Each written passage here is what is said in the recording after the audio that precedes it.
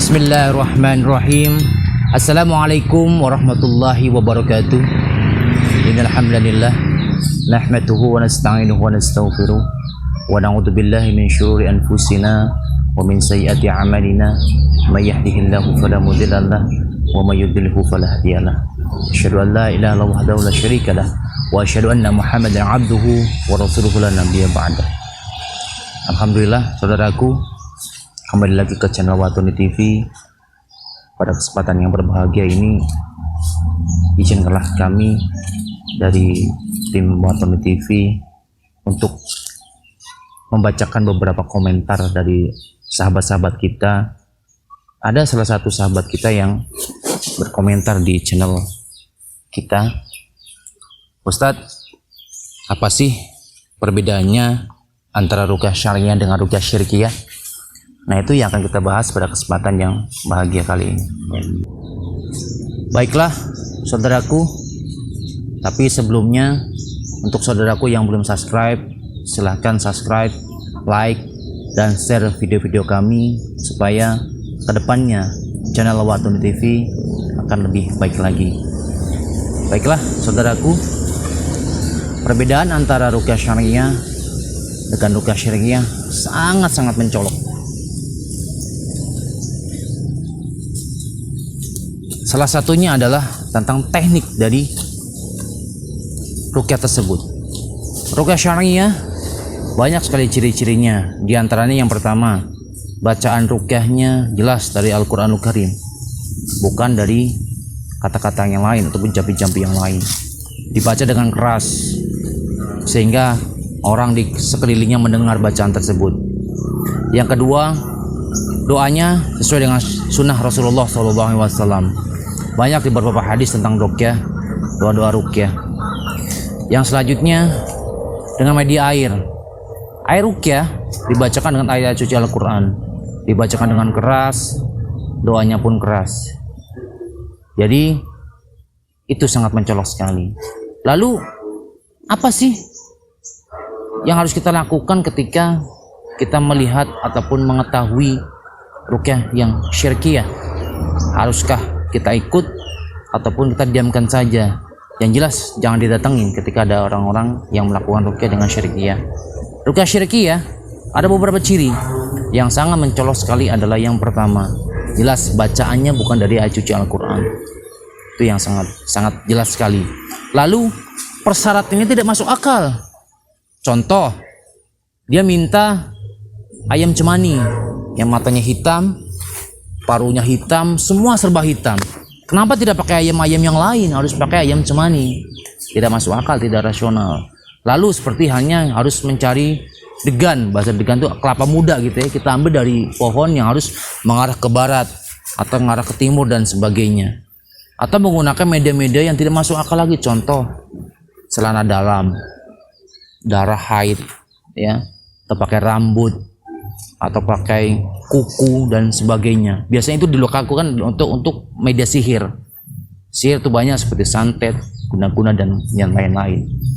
Lalu ketika ruqyah yang syirkiyah menggunakan media air, banyak orang yang cerita ke kami ya, ke tim kami gitu. Ketika dia datang ke dukun, atau dikasih air sama dukun tersebut, lalu disuruh minum. Padahal dia nggak tahu tuh air apa? Air got kah? Atau air sumur kah? Kita juga nggak tahu dibacanya tuh nggak tuh air matang atau air dingin. Bukannya diminum sembuh malah sampai rumah pilek gitu kan, masya Allah. Nah, di antara beberapa ciri-ciri yang sangat menonjol sekali itu yang seperti saya sebutkan tadi. Jelaslah untuk saudara-saudaraku semua, pastilah di hati saudara-saudara semua pasti tahulah sebenarnya ini ruqyah yang benar ataupun ruqyah yang nggak benar.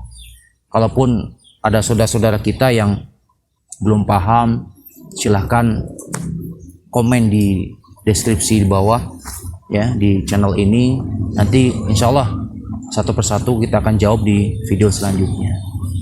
Baiklah saudaraku, tidak bosan-bosannya marilah kita tingkatkan iman dan takwa kita kepada Allah di zaman yang masya Allah sebenarnya bukan zaman yang salah ya, manusianya yang salah gitu kan. Di zaman sekarang penuh tipu daya. Apalagi di zaman corona seperti ini, banyak saudara-saudara kita yang pusing, geliat hutang, terus usaha sepi dan sebagainya, akhirnya datang ke dukun.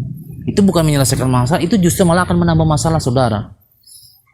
Saudaraku, marilah kita kembali ke jalan Allah, tingkatkan iman dan takwa kita kepada Allah, perbaiki ibadah kita, perbaiki kualitas ibadah kita, supaya apa yang menimpa kita ini menjadikan sebuah berkah, mudah-mudahan jadi sebuah maghfirah. Janganlah kita cerita sama manusia, ceritalah sama Allah tentang masalah kehidupan kita. Ketika kita cerita sama Allah, Allah akan menjawab apa masalah kita, hati kita menjadi tenang. Tapi ketika saudaraku ini cerita sama teman, sama saudara, sama kiai dan sebagainya, paling yang dibilang sabar ya, terus tabah ya dan sebagainya, tidak menyelesaikan masalah. Sujud kita kepada Allah, cerita kepada Allah tentang semua masalah kita. Ingat, jangan sekali-kali mendatangi dukun, jangan sekali-kali mendatangi uskun. Apa itu uskun? Ustadz dukun. Banyak sekali di sekarang sekeliling kita pakaiannya ustadz, pakai peci, berjenggot, bahkan pakai sarung dan sebagainya, pakai baju kami, ternyata di dukun. Ciri-ciri yang paling mencolok adalah ketika dia yang mengatakan bisa melihat makhluk gaib, itu bukan ruqyah syariah, itu dukun. Karena fitrah manusia tidak bisa melihat dukun. Kalau ada dukun ataupun ada kiai yang bilang, oh di badan kamu ada genderuwo katakanlah, oh di badan kamu ada kuntilanak dan sebagainya, mungkin benar, tapi di diri dia terdapat sebuah penyakit, yaitu penyakit setan, atau bahasa di kitanya ada sebuah kelebihan indera keenam, katakan, atau indigo. Itu bukan kelebihan, tapi itu ada sebuah penyakit. Baiklah, mungkin itu yang dapat kita sampaikan, kurang dan lebihnya mohon maaf. Kalau ada saudara-saudaraku yang pengen bertanya, silakan tanya di kolom komentar, insya Allah nanti kita akan jawab satu persatu. Mengirim semakin nyaman dengan JNE. Cepat kirimane, murah biayane, tur tepat tujuane. JNE Buntu yang beralamatkan di Sidamulya RT 02 RW 2 Desa Sidamulya, Kecamatan Kemeranjen, Banyumas. Sing layani ramah, langsung diproses. Tempat tunggu nyaman.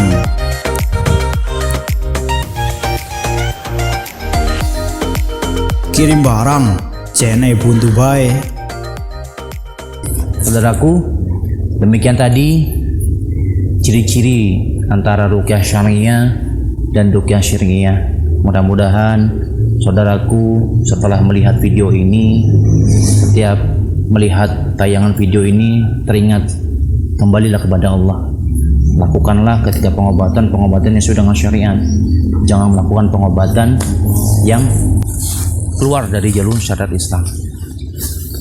Baiklah saudaraku, di akhir video ini tidak lupa kami ingatkan kembali, yang belum subscribe silakan subscribe ya, yang belum like silakan like dan share video-video kami, share sebanyak-banyaknya.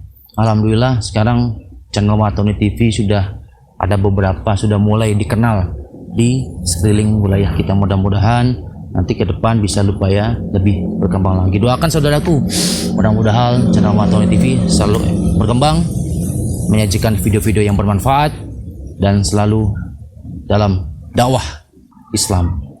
Sekian dari kami. Usikum wa nafsi bittaqwallah faqad fazal muttaqun. Wassalamualaikum warahmatullahi wabarakatuh.